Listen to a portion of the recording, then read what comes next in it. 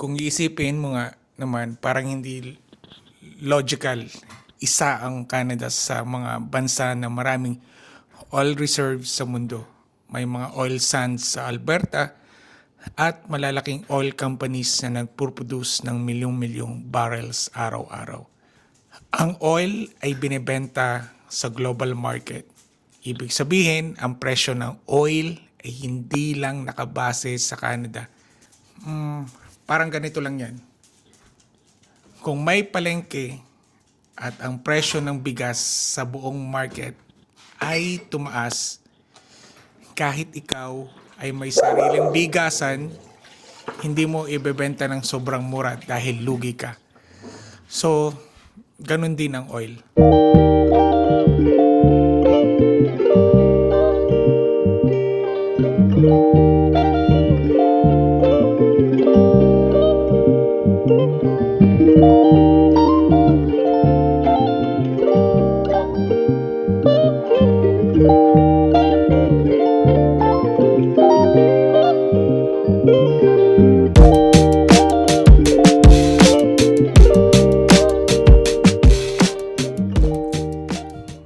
Hello mga ka-vlog, kamusta kayong lahat?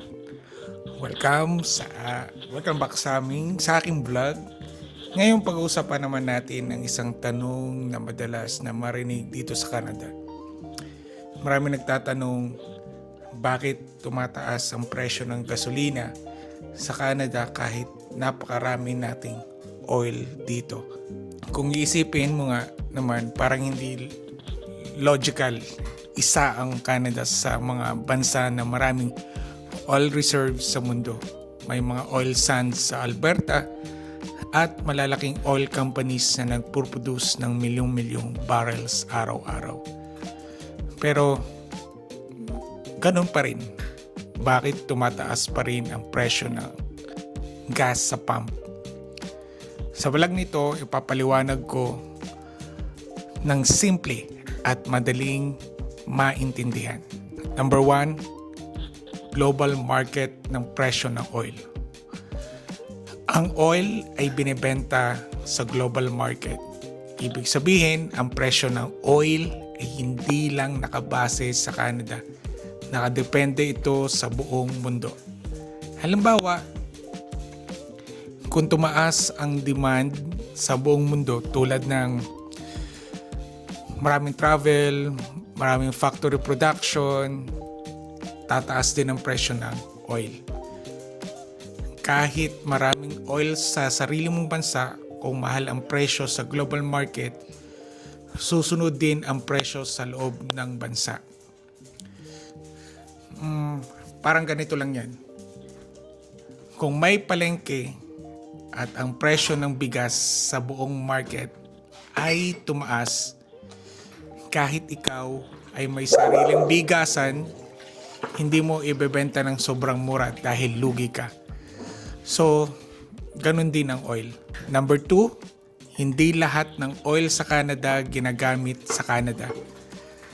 Ang pangalawang dahilan, malaking bahagi ng oil ng Canada ay ine-export. Maraming oil na galing sa Alberta ang dinadala sa ibang bansa, lalo na sa US. Ibig sabihin na hindi lahat ng oil production ay napupunta sa local consumption ng Canada. Ginagawa ito dahil mas kumikita ang bansa kapag nagbebenta sa international market. So kahit may oil tayo, ang presyo ay naka-align pa rin sa world price. Pangatlong dahilan, ang refining capacity. Ang crude oil na galing sa lupa ay hindi pa agad gasolina. Kailangan pa itong i-process sa refinery para maging gasoline, diesel, or jet fuel. Ang problema, hindi lahat ng lugar sa Canada ay may sapat na refinery. Sa ilang pagkakataon, mas mura pa minsan na mag-import ng refined fuel mula sa ibang bansa kaysa iproseso ito locally. Dahil dito, naapektuhan pa rin ang presyo ng gasolina. Pang-apat, isipin ko muna. Transportation at logistics. Isa pa sa dahilan ay transportation cost. Malaki ang Canada. Sobrang laki ng distance mula sa oil production hanggang sa mga lungsod. For example, ang oil ay galing sa Alberta, pero ang gasolina ay ginagamit sa iba't ibang province like Ontario, British Columbia, Atlantic provinces. So, kailangan itong ilipat gamit ang pipelines, trains, or trucks. Lahat ng ito may gastos. At kapag tumaas ang oil price or transportation cost, tumataas din ang presyo sa gas station. Panglima, taxes ng government. Isa pa sa malaking bagay o malaking factor ay taxes. Sa bawat litro ng gasoline sa Canada, may iba't ibang taxes. Federal tax, provincial tax, carbon tax, at sales tax. So, minsan, halos 30% hanggang 40% ng presyo ng gasolina ay tax. Kaya kahit bumaba ang presyo ng crude oil, hindi agad bumababa ang presyo sa pump dahil may fixed taxes pa rin. Pang-anim, supply at demand sa mundo. Kapag may mga pangyayari sa mundo tulad ng digmaan, supply disruption, production cuts ng oil-producing countries, so nagkakaroon ng shortage sa global supply. So kapag bumababa ang supply at mataas ang demand, automatic tataas ang presyo ng oil. At dahil global market ito, pati Canada naapektuhan. Pang-pito, currency exchange rate. Isa pang factor ay ang value ng Canadian dollar. Ang oil ay kadalasang binebenta sa US dollars. So, ibig sabihin, kapag humina ang Canadian dollar kumpara sa US dollar, mas nagiging mahal bumili ng oil. Kaya kahit pareho lang ang presyo sa international market, mas mahal ang dating nito sa Canadian economy.